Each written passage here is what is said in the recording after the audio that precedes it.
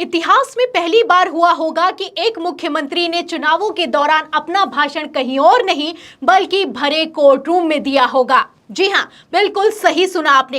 CM Kejriwal ने आज ना जज साहब की सुनी और ना ही अपने वकील की, लगातार दलील पर दलील देते चले गए। इस पर जब जज साहब ने केजरीवाल को रोका तो सीएम साहब ने कहा कि मुझे ना रोकिए, मुझे ना टोकिए, आज मुझे बोलने दीजिए।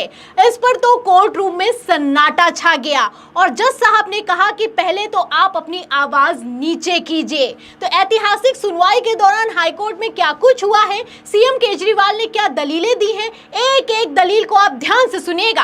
फिर इसके बाद इस पर सीएम केजरीवाल की पत्नी ने क्या बड़ा खुलासा किया है, उस पर आते हैं। सबसे पहले दलीलों से शुरुआत करते हैं। खबर आप देखिए आज तक की। देखिए इसमें लिखा हुआ है कि मेरा नाम क्यों आया ये बताना चाहूंगा। मुझे गिरफ्तार किया गया, ना किसी कोर्ट में मुकदमा चला। 31,000 पेज की चार्जशीट फाइल हो चुकी है। टोका टोकी होने पर केजरीवाल ने कहा मुझे बोलने दीजिए। तो जैसे ही केजरीवाल ने बोलना शुरू किया, उनको टोका जाने लगा, उनको रोका जाने लगा। इस पर केजरीवाल ने कहा कि मुझे बोलने दीजिए और ये बताइए पहली बात कि मुझे गिरफ्तार क्यों किया गया है। आगे क्या कहा सुनिएगा। इसमें लिखा है कि मेरा नाम 4 जगह आया।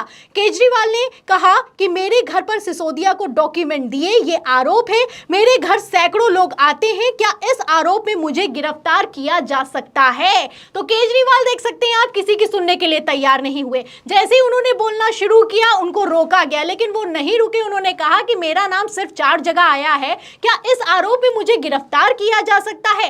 अभी तक मेरा आरोप सिद्ध नहीं हुआ है, लेकिन फिर भी मुझे गिरफ्तार किया गया है। आखिर क्यों गिरफ्तार किया गया है, इस पर जवाब दिया जाए। जब किसी को कोई जवाब देते नहीं बना तो जज साहब ने कहा कि आप अपना जो बयान है उसको लिखित तौर पर दीजिए। देखिए इसमें खबर में लिखा भी है कि कोर्ट ने कहा कि आप लिखित में बयान दीजिए। इसके बावजूद सीएम केजरीवाल नहीं रुके। आगे जो उन्होंने कहा है वो और भी ज्यादा चौंकाने वाला है। क्या कहा है सुनिएगा। देखिए खबर में लिखा है कि शराब घोटाले का पैसा कहां है। 100 करोड़ का आरोप लगाया जा रहा है। जस्टिस संजीव खन्ना का ऑर्डर है जिसमें कहा गया है कि मामला संदेहास्पद है। जो रिश्वत की बात की वो संदेह में है। शरद रेड्डी के 9 स्टेटमेंट हुए, 8 में मेरे खिलाफ नहीं बोलता, जब 9वें में मेरे खिलाफ बोलता है तो उसे जमानत मिल जाती है। तो आप देख सकते हैं आज तो केजरीवाल को ऐसा लग रहा था कि वकील की ही नहीं जरूरत है। वो लगातार अपनी दलील खुद पेश करते हुए नजर आए। उन्होंने कहा जो शरद रेड्डी है जिसे गवाह बनाया गया है उसने तो 8 में मेरा नाम तक नहीं लिया, 9वें में जैसे ही मेरा नाम लिया उसको जमानत मिल गई और मुझे गिरफ्तार कर लिया गया। आगे सुनिए इसमें लिखा है उन्होंने ईडी पर भी आरोप लगाए। कहते हैं कि ईडी के जांच के 2 मकसद हैं, स्मोक क्रिएट करना और धमकी देकर पैसा इकट्ठा करना। तो कितना बड़ा आरोप लगाया अरविंद केजरीवाल में,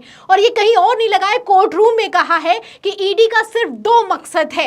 एक ये है कि स्मोक क्रिएट करना यानी कि झूठी खबरें फैलाना, और दूसरा धमकी देकर पैसा इकट्ठा करना। इसमें लिखा है आगे कि शरद रेड्डी ने 55 करोड़ का चंदा दिया। ईडी का मकसद है कि आप पार्टी को खत्म कर दिया जाए। तो शरद रेड्डी जिसे मुख्य गवाह बनाया गया है, जिसे पहले तो शराब घोटाले के आरोप में गिरफ्तार किया गया, जब उसने 55 करोड़ का चंदा भारतीय जनता पार्टी को दे दिया तो उसे जमानत मिल गई, और जब जमानत मिली तो उसने बाहर आते ही अरविंद केजरीवाल का नाम लिया।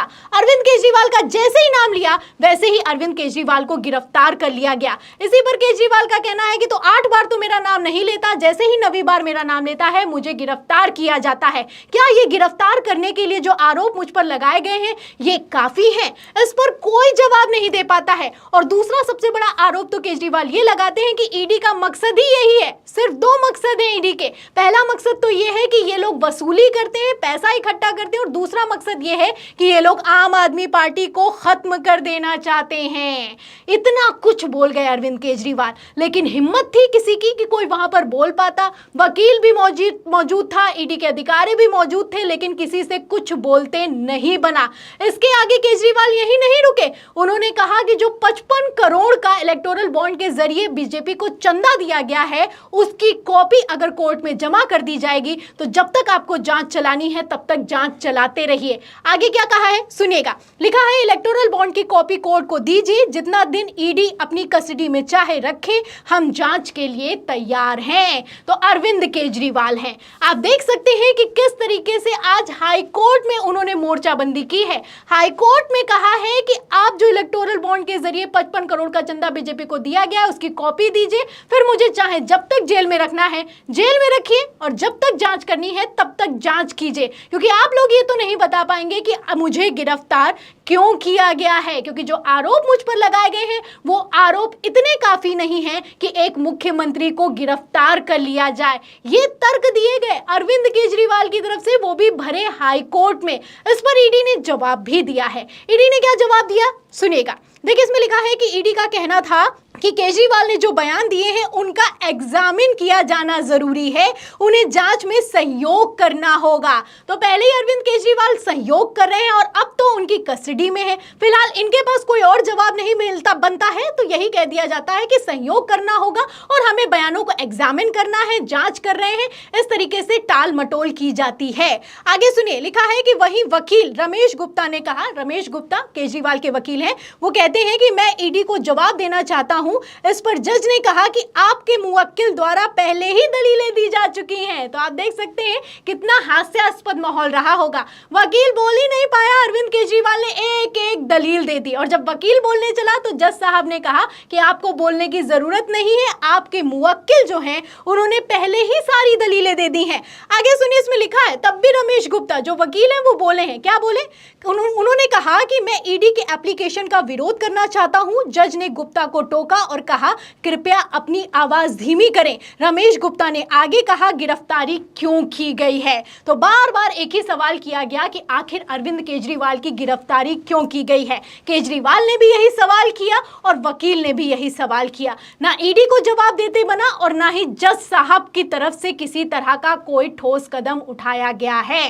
फिलहाल अब मैं आपको बता दूं कि अरविंद केजरीवाल की जो ईडी की रिमांड है उसे 1 अप्रैल तक के लिए बढ़ा दिया गया है। जहां एक तरफ रिमांड को बढ़ाया गया है, वहीं दूसरी तरफ अरविंद केजरीवाल ने जो ऐतिहासिक बयान दिया है या यूं कहें ऐतिहासिक भाषण दिया है वो भी हाई कोर्ट में, वो सोशल मीडिया पर वायरल हो रहा है। उन्होंने लंबा चौड़ा बयान दिया है, मैंने आपको मेन पॉइंट्स बताए हैं। आप इसी से अंदाजा लगा सकते हैं कि अरविंद केजरीवाल ने कैसे सबकी लंका लगा कर रख दी है। फिलहाल जहां अरविंद केजरीवाल का बयान है वहीं दूसरी तरफ वहां पर उनकी पत्नी भी मौजूद थी और जब वो सुनवाई के बाद बाहर निकली तो क्या कुछ कहा, बयान सुनिए। मैम, आप मिली हैं सर से, कुछ कहा सर ने, कुछ बात हुई? How is his health ma'am?